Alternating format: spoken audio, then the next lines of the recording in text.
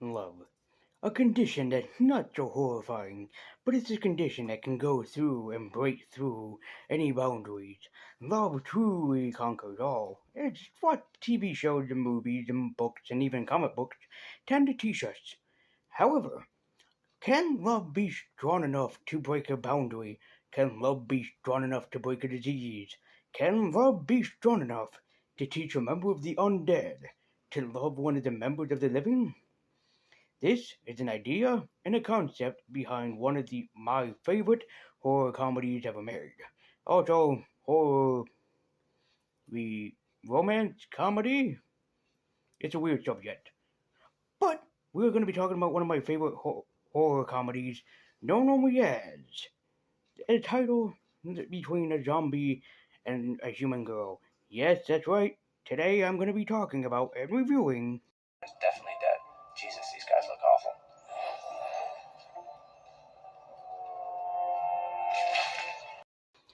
Greetings, gods and goblins, I'm Rage Universe, I'm White Nerdy, and welcome back to more Lazyween.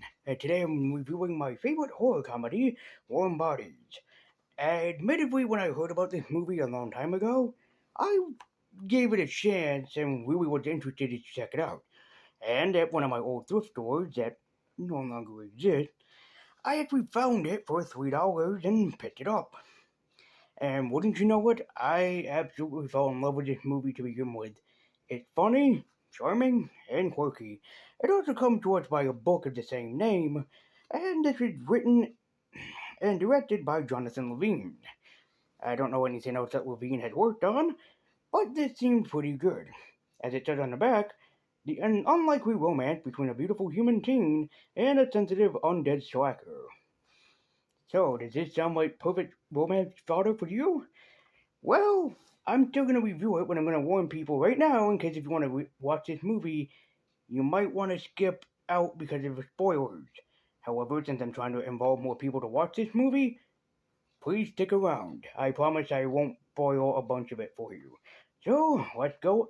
And if you remember our top 10 favorite couples back in February, you would know that R and Julie were part of that list. Why is that? Well, let me tell you.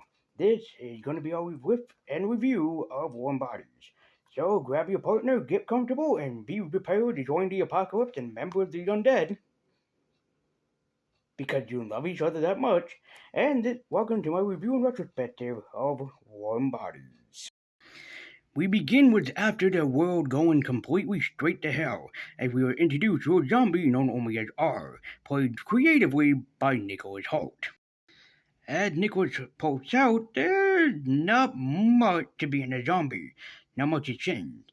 That in fact, he was such a nobody in real life, he can't remember his own name.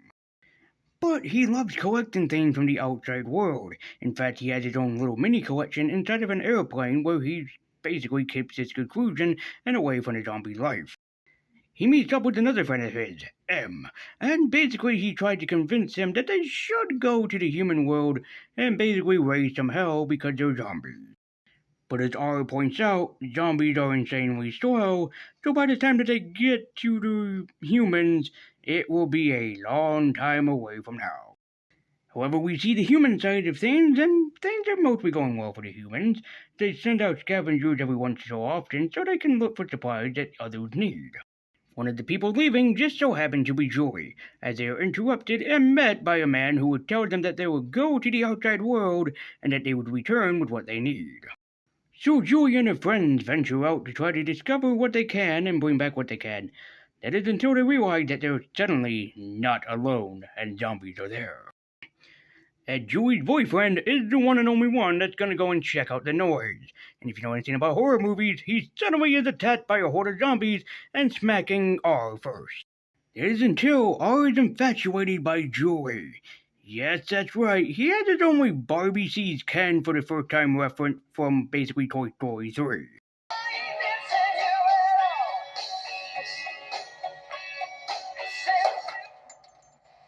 It is until Julie's very stupid boyfriend decides to attack R, and this is exactly when R bites right into him and starts snacking down upon his brain. As R points out, once a zombie eats brains, they start to have basically dreams, memories of the person that they have once eaten the brain of. Julie tried to attack and run away from R, but R decided to try to save her, thus taking him with her so he can basically protect her for what good as he can do. Very similar to The Walking Dead, he smothered Julie with some zombie gore or something, and thus the zombies aren't able to detect that Julie is human. As at first, as you'd expect, Julie doesn't trust R because he's a zombie and she is taught that zombies are bad, to be exterminated and or killed at any and all costs. However, the more that R eats, Julie's ex-boyfriend's brain, the more that he realizes that Julie and him haven't exactly had a happy life. And at first, of course, as you'd expect, Julie doesn't trust R. But he shows her a kindness and respect that she never expected from a person of the undead. The two of them later on actually begin to bond. They actually begin to start a friendship, start a bond, a little bit of a thing going on between the two of them, and it's kind of cute. And Julie strangely comes to the realization that R actually seems more human than he does zombie, and in fact, he seems more like it himself. As Julie finally convinces R that she needs to go back home, as they are attacked by what is known only as the Skullface. What exactly are they? Well, you know, zombies need brains to live. So the more that a zombie eats a brain, the more less likely that they're able to become part of even something worse than a zombie. And this is a result of what happens when a zombie has no more brains to eat. And if you haven't pointed it out, yes, we're in the apocalypse, and the humans are basically fenced off away from the zombies, thus meaning that brains become more and more scarce, so most zombies have to starve, which means that they turn straight into these monstrosities straight out of something like a Resident Evil video game.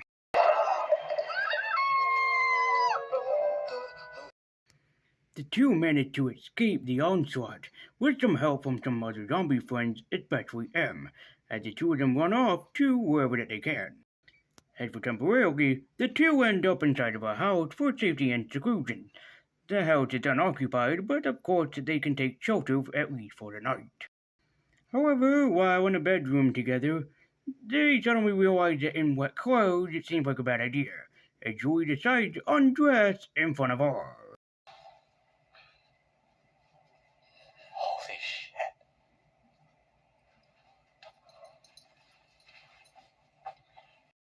While having sort of a small bonding moment, R reveals something to Julie that she never thought that she'd hear come out of his mouth. Yes, indeed, R revealed that he killed Julie's boyfriend, and not only that, he decided to crack open his skull and eat his juicy brains. That is evil. R awakens after his stupid fuck up the next morning, realizing that Julie is now gone, and he wonders where that she could have went aside from being safe with him. As Julie returns home to her people, and R returns home to the zombies, as the two realize that they can never be together, or especially after what R said. Although the zombies, led by M, tell R that something important, that the zombies are missing something in their life. They're missing the sensation of love. Learning all of this, R goes back to the land of the living to track down Julie so he can admit his feeling towards her and hopefully that she feels the same way towards him. Not only that, but to convince her that yes indeed, the zombies want to change. They no longer want to eat people, they want to come together with the humans to join them together in unity. And we get a montage of the women trying to basically turn R from a member of the undead into a member of the living after he'd been dead for who knows how long. The transformation is complete except he looks like Nicholas Hoult, so what much of a transformation could you have really done to this young actor?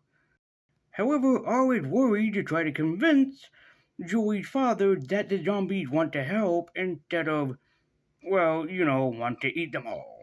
And as expected, R's plan backfires, but it's okay, he had some backup. Some people to try to help him, basically convince them that the zombies want to join. And by that I mean every single motherfucking zombie in the wasteland wants to help R accomplish his goal of finding love. A battle ensues, but however R needs to protect Julie from the skull faces that exist, and so he decided to dive into the pool using himself as a cushion.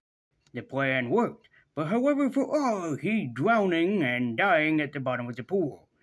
Somehow, and even Joey cannot understand how he is drowning. Nah, don't worry about R. He's okay.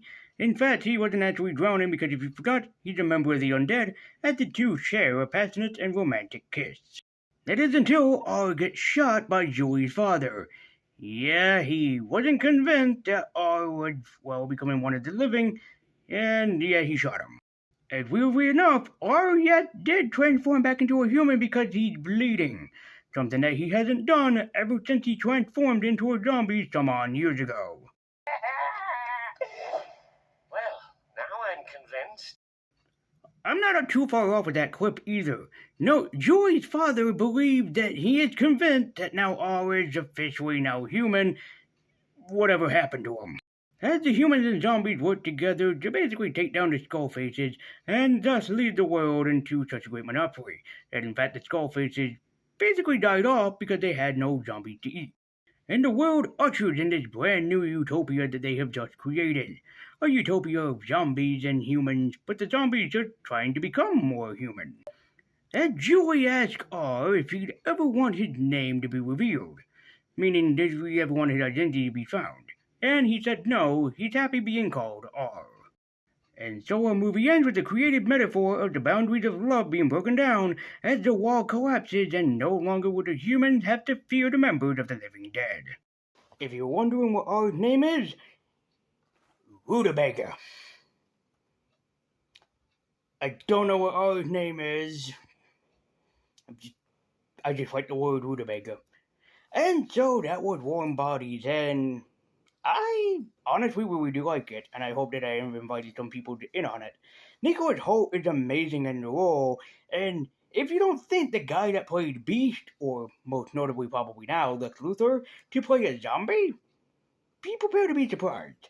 Then again, technically, wasn't he a zombie in Renfield? So, I mean, you look no further. Warm Bodies is a beautiful film that's put together, and I really do like the relationship that Nicholas Hoult has with Teresa Palmer. Their relationship is such great, and their on-screen chemistry is beautiful to begin with. And this is just a great film to watch. No, I never read this book. Most probably people will probably be like, "You're supposed to read the book before you can do anything else." I don't know why that person sounded like Mickey Mouse, but there you go. And I would have to say that maybe some people that read the book compared to the movie would probably have that problem, but as for me, the movie in itself is pretty good. Like I said, Nicholas Hoult and Teresa Palmer are exceptional in this role, and they are by far and none a great duo to have in any team, and really pretty much all in all, that's all that you need for this movie like this. And it said one of the greatest zombie love stories ever told. Now I know what some people are probably going to ask me, but Lazy Universe, does that mean that this movie is gory? Honestly, no.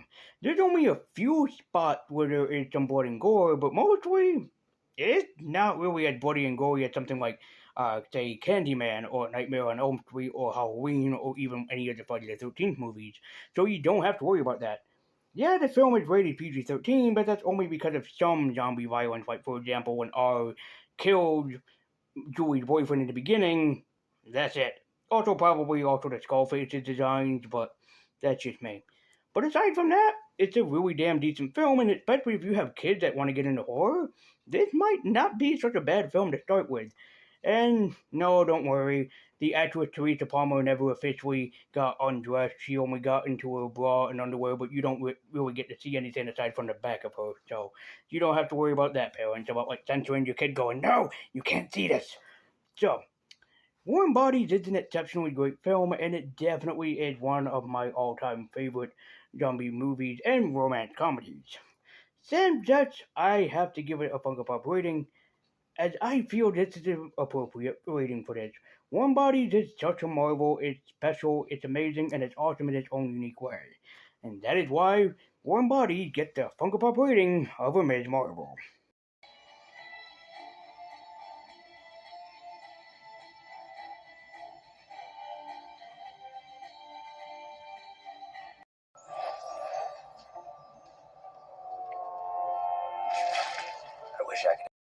Guys, as always, thank you so much for watching. Please like, share, comment, subscribe, hit that bell icon to be notified every single time a Lazyween video gets uploaded.